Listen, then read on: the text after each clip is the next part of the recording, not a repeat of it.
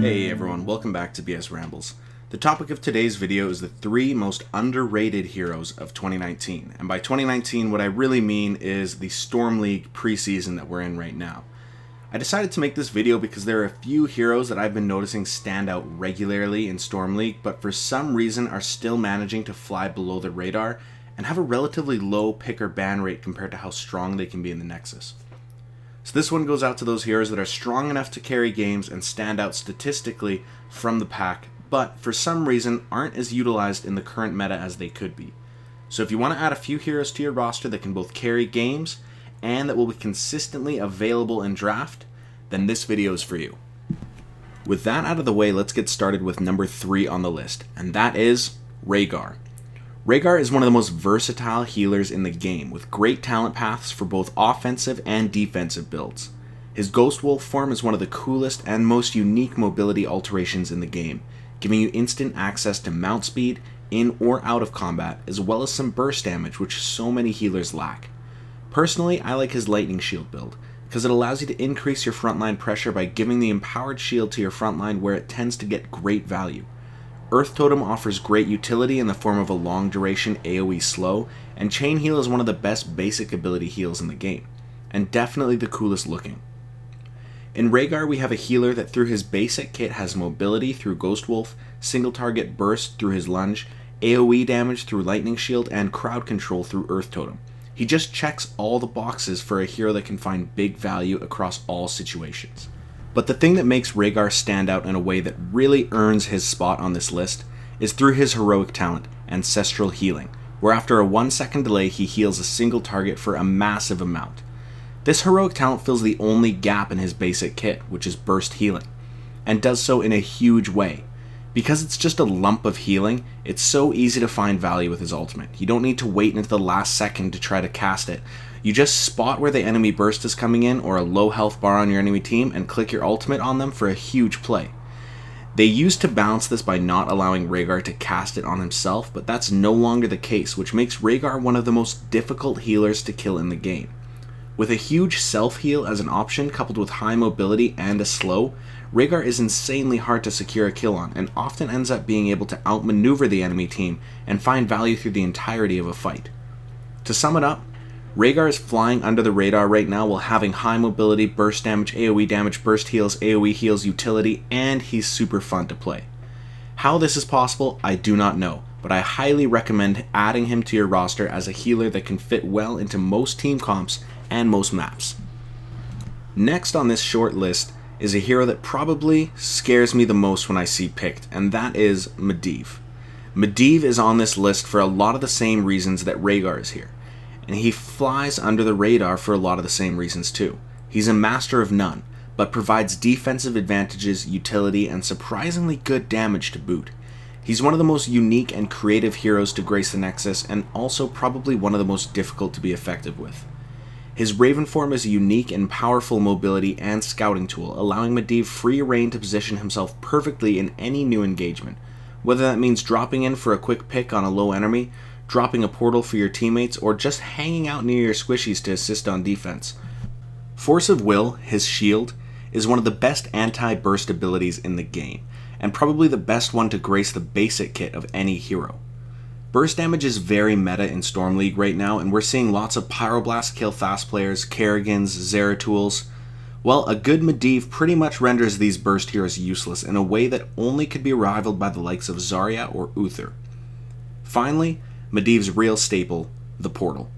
The portal is frankly insane. It's a 2-way instant transport across a long distance for the entire team that can be used multiple times. The strategic implications of a move like this are boundless. It's Medivh's real claim to fame in the Nexus, and in coordinated teams, the extra mobility can be absolutely devastating. But therein lies Medivh's biggest downside. To be fully effective, Medivh needs to first make high difficulty strategic plays as well as have a team with the coordination and awareness to capitalize on those plays. His ultimate leyline is another example of this. On the surface, it's just a skill shot CC, but in a coordinated team, it's one of the best opportunities to execute a CC combo chain that could end a fight before it's even begun. For this reason, Medivh tends to be a better pick the higher your rank is, because you're more likely to find teammates able to capitalize on those opportunities that you create. Because of these factors, not a lot of players take the time to master Medivh, so his pick rate doesn't justify banning him in spite of the insane carry potential that he offers. If you can be one of the few to master Medivh, he's one of the best pick options right now in Storm League and almost always available. Finally, in the top slot on this list is a hero that's largely been forgotten about due to his perceived place in the meta, and that is Blaze. Due to his outstanding sustain, Blaze has been pigeonholed in the minds of so many players as an offlane hero, and he is great in the offlane. But I think where he really excels right now is as a main tank. Blaze really shines because his kit allows him to play either offensively, diving into the enemy team and creating backline pressure like a juggernaut, or he can stay close to his team and provide excellent peels, and sometimes he can even do both at once. He has the unique ability granted by the range and vector targeting of Oil Spill to peel for his teammates while simultaneously creating pressure on the enemy's backline. An unignited Oil Spill lasts for a whopping 5 seconds and slows enemies by 50%. On its own, that would be insane, but having 2 charges of this is absolutely ridiculous. Because of how powerful Oil Spill is as a CC, I really recommend igniting it sparingly, only in situations where you really absolutely need the sustain or the damage to swing a fight. Jet Propulsion is another unique and awesome move that Blaze can either use in big defensive or offensive plays.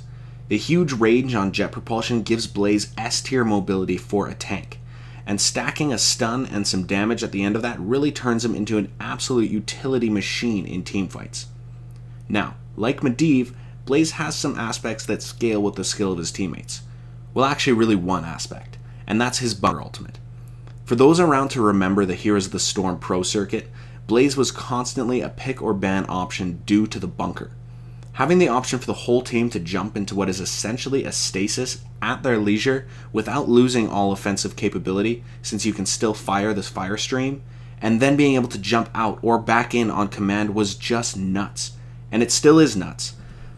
But you're banking on your teammates to be smart enough to make good use of it. And in HOTS, we don't always want to bank on smart teammates. So unless there's some terrifying burst combo on the enemy team, I will usually just take Combustion, which gives you some CC and a massive burst of damage.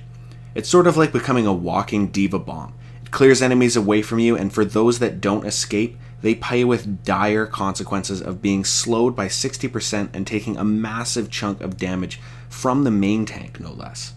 This constant combination of offensive pressure, slows, area control, and the all-round versatility makes Blaze such a nightmare to deal with across so many scenarios.